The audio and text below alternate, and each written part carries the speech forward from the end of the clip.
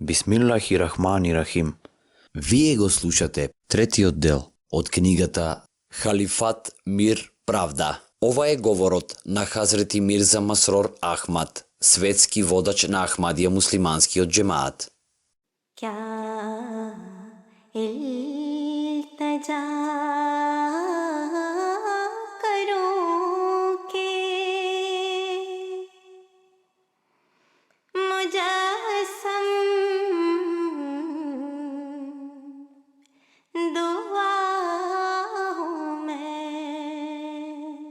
Мораме да се запрашаме каде и како тие добиваат несметан пристап до толково количество на нафта. Во други краишта на светот, прометот и продажбата на нафта е многу тешко да се прати и донесени се санкции против тие земји кои се богати со нафта. На некој начин, сега изгледа дека на ИСИС му е овозможено да ги заобиколи сите облици на законот, како и да стекне право за непрекината продажба на огромна количина нафта, без оглед што сите знаеме дека превозот и трговијата со толково количество нафта е тешко да се прикрие. Исто така е кажано дека ИСИС добива одредени пари преку откупнини, но тоа сепак е мал износ во споредба со други извори на приход. Финансирањето на таквите групи е голем проблем, бидејќи преку тие средства можат да бидат лесен плен за чувствителните групи или поединци. Например, во еден неодамнешен извештај наведено е дека кога семејството праќа некој од своите членови да му се придружи на ИСИС, тогаш тоа семејство дава $1000 како почетен паушален износ, а потоа редовно испраќа по стотици долари. Значи, веднаш треба нешто да се направи, да се прекине финансирање на тие групи. Западот сега почнува да разбира и да признава дека тоа е војна која непосредно влијае на се. Како и да е, ова е потценета вистина. Ова е војна против целиот свет. Рутински можеме да видиме како големите сили се во можност да влијаат или дури да ја диктираат политиката во муслиманските земји, и тоа по најразлични прашања, а тоа доведува до следно прашање: зошто тие своите влијанија не ги насочуваат таму кај што навистина е потребно? Сега почнаа, но предоцна е. Зошто не постои заедничка борба, обединети напори за да се бориме против овие облици на екстремизмот? Дури и напорите кои се прават се премали во споредба со уништувањето кое оваа група може да го предизвика. По мое мислење, она што се случува не е само вина на муслиманскиот свет, туку и на надворешните сили кои придонесуваат на оваа состојба. Со години постојат меѓусебни судири во земите како што се Сирија и Ирак, и надвор од овластувањата се финансирани и наоружувани побунетите групи и фракции кои исклучително бргу растеле и им излегле од контрола на оние кои ги финансирале.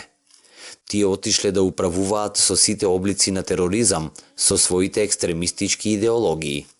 Зборувајќи за сето ова, не кажав ништо што веќе не е изнесено во јавноста или отворено испратено во медиумите. Милитантните групи, како што е ИСИС, се производ на таквата политика, а сега надалеку ги шират своите мрежи на терор и влијаат на целиот свет. Повторно велам дека тоа за мене е голема причина за болка и грижа, бидејќи тие злосторнички дела се поврзуваат со исламот. Денес голем проблем представува она што муслиманските млади луѓе патуваат во земјите како што се Сирија и Ирак и таму стануваат радикализирани. Сосема е можно дека ќе се вратат во своите матични земји, во кои ќе предизвикаат напади и големи нереди. Значи очигледно е дека тоа не е само локално или муслиманско прашање.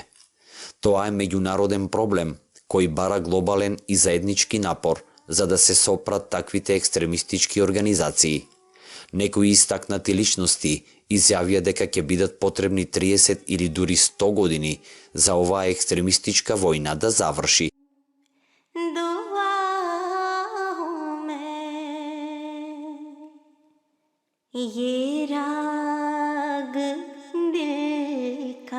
राज है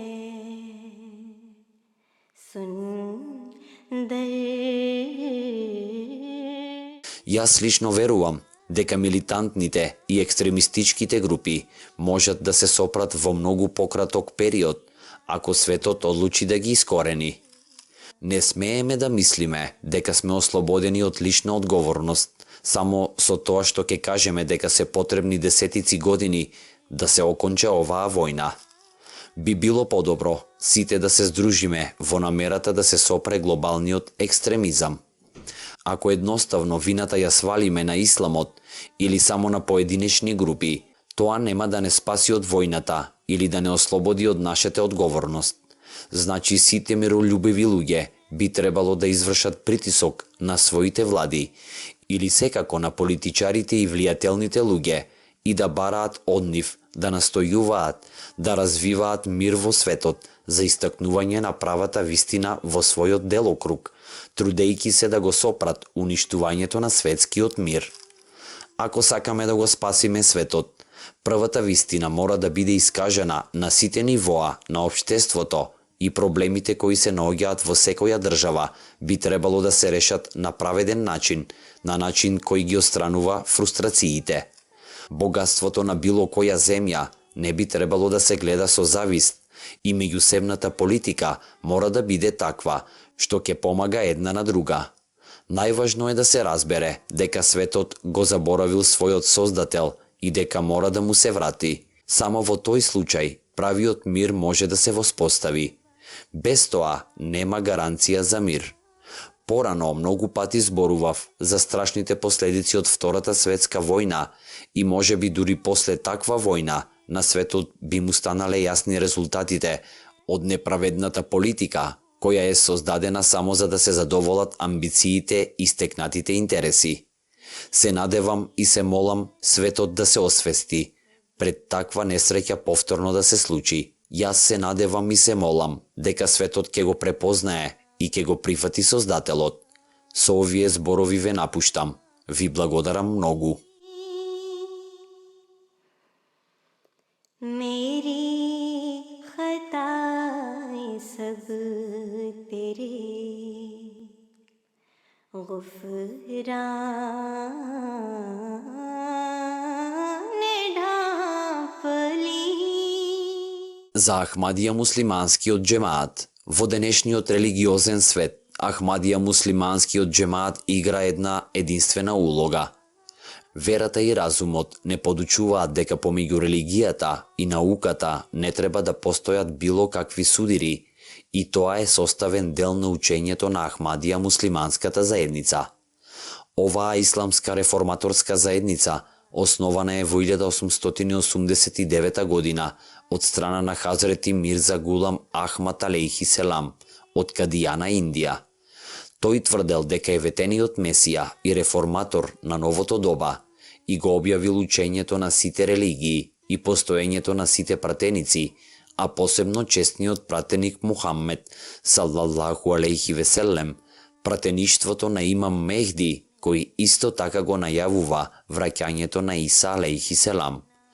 Ахмадија муслиманската заедница е единствена заедница во исламот која постои повеќе од 100 години, обединети во духовен халифат. Заедницата решително ја одвојува политиката од религијата. Сегашното духовно водство се нарекува Халифатул Месих Петти, односно наследник на ветениот Месија алейхи селам.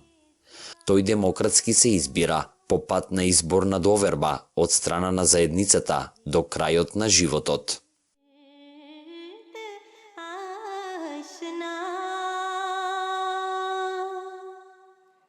कुछ हम नवाए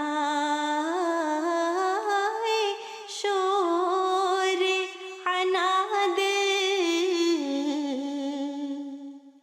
नहीं हूँ मैं, क्या इल्तजा